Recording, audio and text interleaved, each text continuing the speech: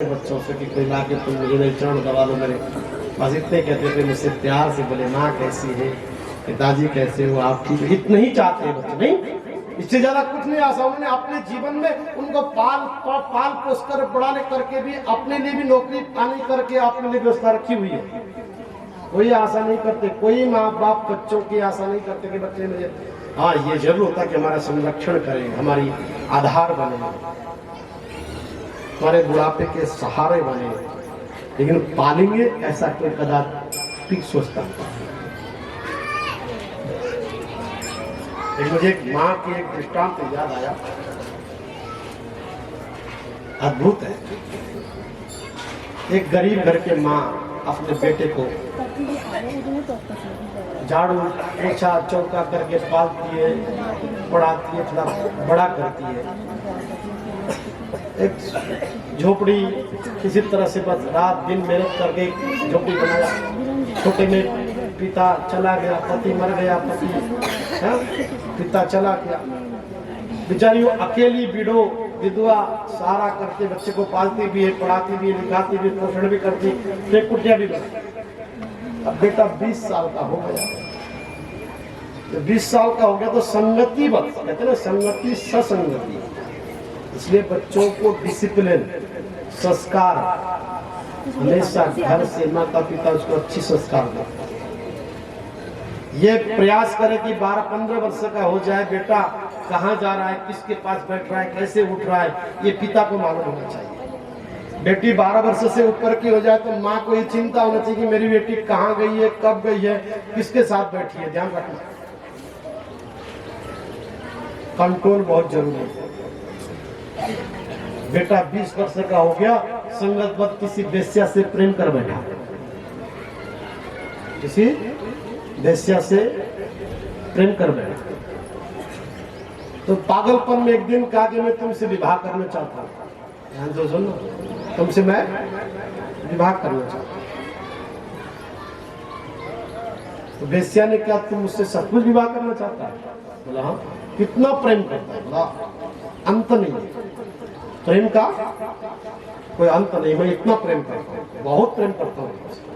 बोला क्या कर सकता है मेरे लिए? तुम जो कहो वो कर सकता, तुम जो कहो, मैं तुम्हें पाने के लिए कुछ भी कर सकता हूँ, तुम जो कहो बस बोलो।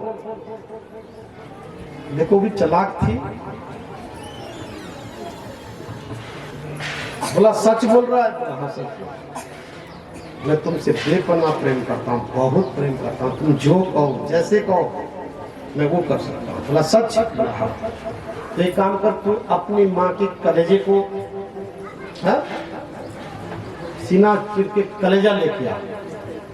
अगर तू कलेजा लेके आए तो मैं समझ लूँ तू मुझसे बहुत प्रेम करता है और मैं तुझसे ब्याह कर लूंगा।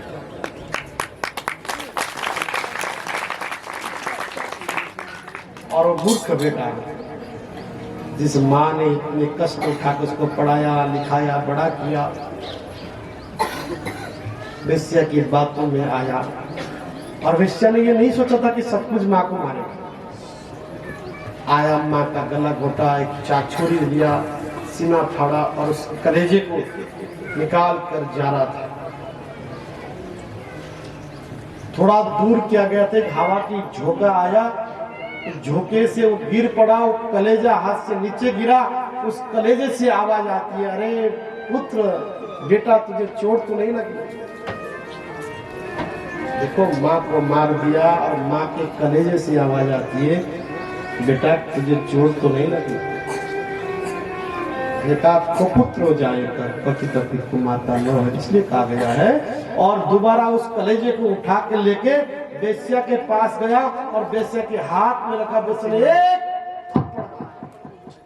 अरे मूर्ख गधा, मैं तो तेरी परीक्षा में रखा। जिस माँ ने तुझे 9 महीना तक गर्भ में रखा, दर दर के ठोकरे खाए, तुझे पाला पोसा बड़ा किया, तो उसका नहीं हो सका तो क्या मेरा होगा? धिक्कार है तेरा जीवन।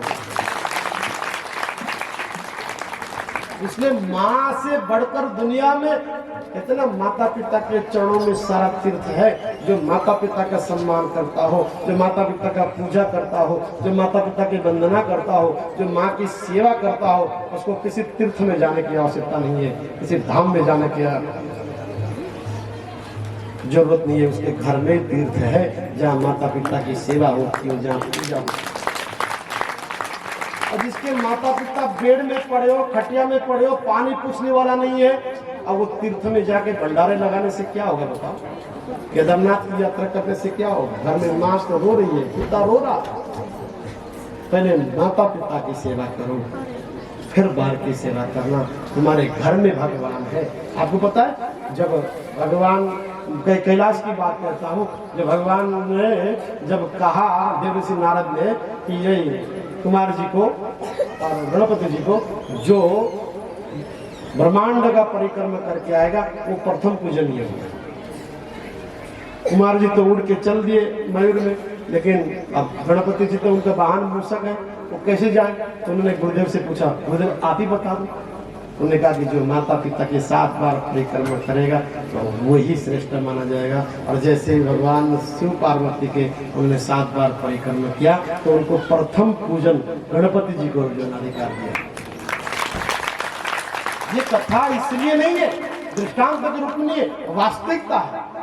जो माता पिता की सेवा और पूजा करता है उसको लोक या परलोक में भी उसका वंदनीय होता है, पूजनीय होता है। इसलिए माँ का हृदय जो दिखाता है, पिता की आज्ञा का उल्लंघन करता है, तो समझ लेना कि दुनिया में उसकी कोई जगह नहीं है। आज कन्हैया को वो सारी वृत्तांत याद है, मेरी माँ ने मुझे कहा, लेकिन जाना है जिसलिए वो आए हैं, क्योंकि अधर्म का नाश करने के लिए आए, धर्म की स्थापना करने के लिए आए, दुष्टों का संहार करने के लिए आए। और तो जितने दिन भी भगवान ने ब्रज में रहकर जो लीलाएं किया वो अविस्मरणीय है, जो प्रेम गोपियों से किया। अब मैया तो आज बावड़ी हो गई है, मैया का होश नहीं है।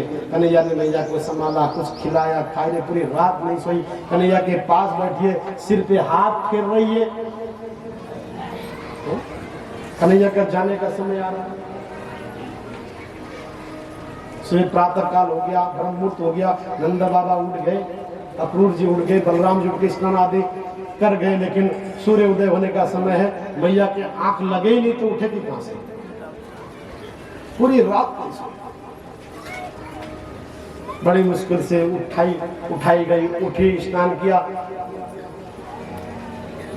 बाल भोग बनाने की हिम्मत नहीं है, किसी तरह से बाल भोग बना। कन्हैया भी तैयार हो गए जाने के लिए। मैया ने अब कन्हैया को तिलक किया, चंदन किया, जैसे रोज करती थी, लेकिन बेहोश हाल में आ गई। होश में नहीं है, होश में नहीं है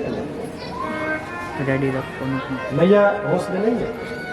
बड़ी मुश्किल से तिलक लगाया, चंदन लगाया। कन्हैया ने कहा मैया मोर तो लगा दे, आज मोर पंख तूने नहीं लगाया। लेकिन मैया को कोई होश नहीं, क्योंकि उसको यही है कि कन्हैया जा रहा है, आज कन्हैया जा रहा है। बेहोश दोबारा आई क्या? अब कन्हैया का जाने का रथ तैयार हो गया है, 8 बज रहे हैं, बाल भोग भी किसी तरह से पा लिया है, अब जाना है। कन्हैया ने मैया को मनाते हैं, मैया अभी मैं गया और आया। अरे तू पागल है, मैं सदा के लिए थोड़ी जा रहा हूँ। गया और आया, मामा ने बुलाया है, मामा के एक के दर्शन करके बस चला आऊंगा, लौट आऊंगा। तू क्यों चिंता कर? लेकिन माँ का जो हृदय है ना, मानता नहीं है। क्या है? मानता नहीं है। माँ का हृदय मानता नहीं। कोई आ रहा है, लेकिन माँ किसी तरह से अपने मन को मना लेती है बेचारी। कन्हैया तैयार हो गया और कन्हैया ने विदा चाहा, विदा। देखो कन्हैया कैसे विदा लेता है, कन्हैया ब्रज से कैसे विदा लेता है, आओ उसे सुनो। कृष्ण लेता है ब्रज से विदाई की, मैया मोहे याद ना करे। कृष्ण लेता है ब्रज से विदाई की, मैया मोहे याद ना करे। कृष्ण लेता है ब्रज से विदाई